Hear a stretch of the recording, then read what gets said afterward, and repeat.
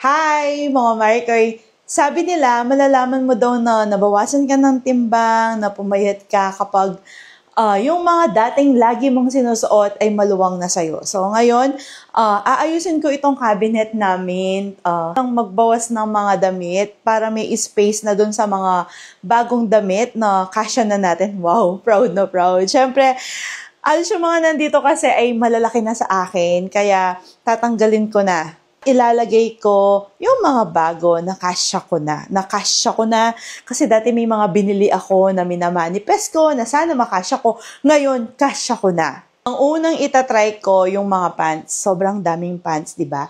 Meron akong pants na dati kasya ko, ngayon hindi ko nakasya. Kasi nga dati payat lang din naman ako. So, nung nag-gain ako ng weight, hindi ko sila ni-let go.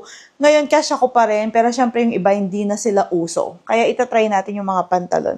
Ito mga bagong pantalon. Ito mga to, yung iba ay galing sa tindahan namin. Kasi alam niyo naman, kapag may bagong stock sa store, nagpo-promote ako. So, itatry ko lahat ng pantalon na yan. Ang dami. Grabe. Hindi ko in-expect na ganito nakadami yung pantalon ko. Like this one, ito dati kasya ko siya. Tapos nung nag-gain ako ng weight, hindi ko na siya kasya. So sana ngayon, kasya ko na. Uy, malapit ko nang makasya. Ito yung mga pantalon ko nung nung medyo slim. So ayan, hindi ko siya ni-let go kasi nga, sabi ko soon, makakasya ko yan. So ayan, kasya ko naman siya. Okay pa. Na siya betsung. So ile-let go ko na to. Ito, kakabili lang. Hindi pa siya na ngayon. Pwede ko na siyang suotin. O, diba? Kasya na pala to. Ang ganda niya. Okay na din to. Ang ganda na din ang fit niya. Favorite pants ko to. Numaba ako. Lagi ko siyang sinusuot. Kasi nga, ito lang yung kasya ko. Ngayon, ayan, maluwang na siya. Grabe. Ang laki ng niluwang niya. So, parang mahulog na siya sa akin. Oh, 'di ba ganyan na siya? Oh. Grabe kaluwang. So, uy, sana kasya ko na 'to. Yan, ang ganda. Ang ganda nito. Kasya ko pa ba 'to? Skinny. Let go ko na siya. Ay, meron siyang So, no na siya. Ba't kasi ayaw ko 'to? Kasya naman siya. Medyo dahil matangkad ako, ayan hanggang dun lang siya. Ile-let go ko na to. Bagong pants to. Yung mga ganitong pants is nasa 450. Hindi ko sure kung ito yung design na 450 pesos sa tindahan namin. Laging nasusuot to, kaya ile-let go ko na. Ayan yung problema ko minsan sa pants. Bitin sila. Go ko na din to. Para sa mas maliit sa akin, kasya niya to. Nung May ko lang yata kinuha to sa tindahan. Medyo sobrang luwang niya. Lumuwang lang. Maluwang siya. So, babay pants. Binigay to sa akin. Tapos, lagi ko siyang suot. Ngayon, maluwang na din siya sa akin. So, babay na din. Maluwang to sa akin.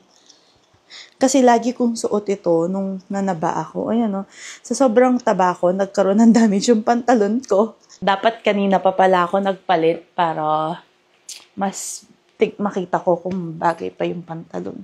So, dito na tayo sa third batch ng mga pantalon, shorts. Ito, kakakuha lang sa tindahan. Kumukuha ko sa tindahan namin na medyo masikip pa. O, yan. Sakto lang siya. Cute nito. Ito, nung wala pa si Daddy Tano, lagi ko suot to kasi kasya ko. Uy, kasya na. Maluwang pa. Ang cute din nito. Galing sa store namin to, kaso wala nang ganito, hindi na available. Medyo maluwang siya, pero carry boom boom. So, dalawa yung kinuha kong ganito. O, dalawa na naman to. Pag favorite ko, talaga dalawa kinukuha ko. Tapos favorite ko ito, na laging suot. Ile-let go ko na kasi wala na siya masyado dito. Kasi, stretchable. Kaya kahit kakasya siya. So, baka soon, pag may event, masuot ko to. Uy! Nakakatuwa kasi. Grabe, kasi dati hindi ko nakasya tong mga to. Ayan, kasya ko na ngayon. Ang ganda. Dalaga pa ako, lagi ako naka-shorts. So, kasya ko na ngayon. O, di ba? Maluwang na. Ito yung mga kinuha ko nung nasa 85 kilos ako. Same size sila ng black. Mga pang plus size. Tinda namin yan. Ang cute nito. Dati, kinuha ko to, hindi ko siya nasuot kasi nga, ang laki ng tiyan ko, tapos ang laki-laki ko. Ngayon, eto na. Ay, ang ganda. Hindi ko na siya itatry. Ayan, ang cute. So, ayan lang. Ito yung mga colorful, galing sa Uniqlo, halos tong mga to, tsaka H&M. Meron yatang ka-turn na to. So, lagi ko suot dati itong mga to, tapos bigla hindi ko na kasya. Uy, kasya ko na. Tinry ko ito nung January, hindi ko sila kasya. So, hindi ko sure kung tumangkad ba ako or naging bitin lang talaga yung mga pantalon. Kasi bitin sila, oh. So, sumobra ako sa laki, hindi ko na sila kasya. Ngayon, eto na, kasya ko na. Ayun din yung advice ko. Kung may mga favorite kayo na suot dati, tapos bigla hindi nyo na nasusuot, wag nyo munang i-let go. Kasi, malay nyo, diba, kapag na-push nyo yung pagbabawas ng timbang, masusuot nyo ulit. So, ayan. Tulad ko, hindi ko sila ni-let go kasi nagmamanifest ako na masuot ko pa rin sila. Pareho. So, ano to? Sabay ko susuotin. I-let go ko na tong isa. Grabe no, ganyan ako kapayat dati. Ito, gusto ko to. Mga kakabili sa Uniqlo. So, ikikip ulit. Let go ko na. Ito, green. Hindi ko alam sino nagbigay dito, kung si Mami Jo o si Mami Precious. Ito, kikip din. Ganda nito, pink na pink.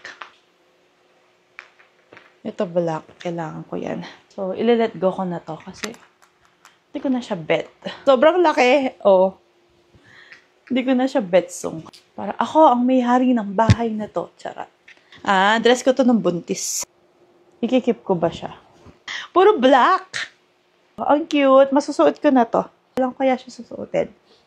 Bago to, binili ko siya kasi minamanifest ko na masuot ko siya. Tapos pupunta ako sa event na pabang ininext ko.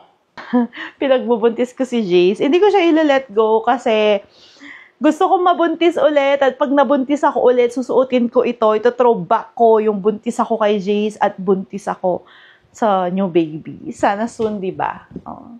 Kakabili lang nito, manifest soon, kasya ko na. Konti na lang, isang buwan na lang. Maganda na tong tignan. Ang laki. Ibang dress ko, nangapit bahay kay Daddy Tano. So, bagong bili, kapag may event, wala na akong problema. Pang dress. Siguro ang pinakamagandang gawin is tatanggalin ko na muna lahat ng top na to. Tapos aayusin ko. Tapos tatanggalin ko yung mga top na hindi ko na kasya, maluwang na sa akin. Kasi itong mga to, maluwang yung mga yan sa akin. So, ang dami. Hindi ko na nasusuot. Yung mga pang-formal na lang yung ititira ko kasi kapag may mga event kami, masusuot ko sila.